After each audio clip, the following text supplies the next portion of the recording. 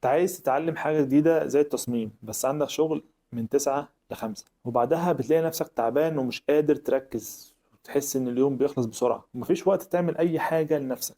انا عايز اقولك ان ده انا عايز اتعلم تصميم، بس عندي شغل من 9 ل5، وساعات بيبقى ل7. كنت بحاول الاقي وقت اتعلم فيه جنب الشغل، وده كان صعب جدا في البداية، ولكن بعد ما جربت كذا طريقة الحمد لله لقيت طريقة خلتني اتعلم باستمرار.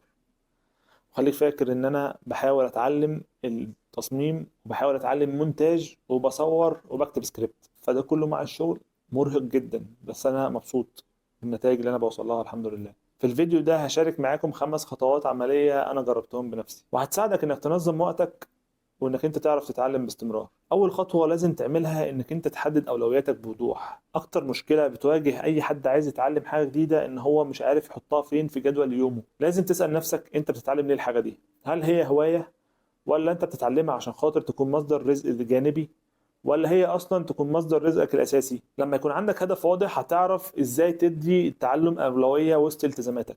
يعني انت لو عندك هدف انك انت خلال 6 شهور تكون قادر تشتغل كمصمم مستقل، وقتها هتتعامل مع التعلم على انه استثمار حقيقي، مش مجرد نشاط جانبي تقدر تأجله. فكر في ده الاول قبل ما تبدأ تحط جدولك.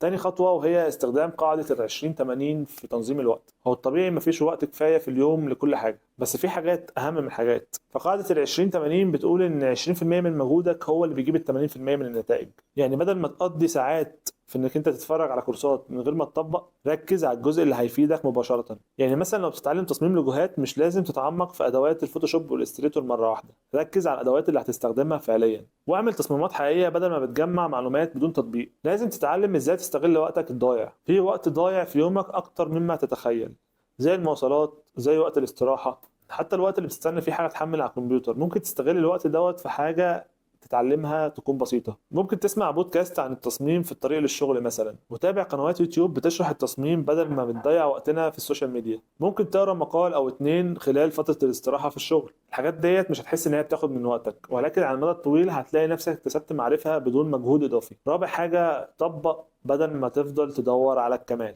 ناس كتير بتقع في ان هم عايزين يكونوا محترفين من اول يوم، زي انا كنت كده بصراحه. بيفضلوا يتفرجوا على كورسات ويفضلوا يجمعوا في معلومات من غير ما يطبقوا، وده اكبر غلط هتقع فيه زي ما انا وقعت فيه. التعلم الفعلي بيجي من التطبيق مش من المشاهده، حتى لو حاسس انك انت لسه ضعيف. وبالمناسبه ده احساسي دلوقتي، انا حاسس ان انا لسه ضعيف، ولكن بحاول ان انا اطبق. فعشان كده بقول لك جرب تعمل مشاريع صغيرة، جرب تعمل شعار لنفسك، جرب تعمل تصاميم بسيطة وترفعها. مع كل تجربة هتتعلم حاجة جديدة صدقني. 5، نظم وقتك بطريقة تناسبك. مفيش نظام محدد بيناسب الكل، ولكن انت لازم تلاقي الطريقة اللي تناسبك. في تقنية اسمها البومودورو، وهي عبارة عن انك انت بتذاكر 25 دقيقة وبتريح 5 دقايق. الطريقة دي ما جاتش معايا عشان خاطر انا عقبال ما بقى اخش في مود المذاكرة بيكون 25 دقيقة عدوا. ممكن انت تعملها بس تكبر وقت المذاكرة، او تجرب ال 25 دقيقة او ال5 دقايق ممكن تيجي معاك. وتحديد ساعة معينة للعمل، ويفضل يكون بعد صلاة. يعني مثلا تقول ان انا هصلي المغرب واقعد اذاكر لحد العشاء، وتنزل تصلي العشاء وتطلع تكمل مذاكرة ساعة كمان. او انك انت تقسم الاسبوع وتخلي يومين للتعلم النظري ويومين للتطبيق. بس الاهم انك انت تتعلم وتطبق، والاهم انك انت تطبق. جرب وشوف ايه اللي هيمشي معاك، ولكن الاهم انك تلتزم.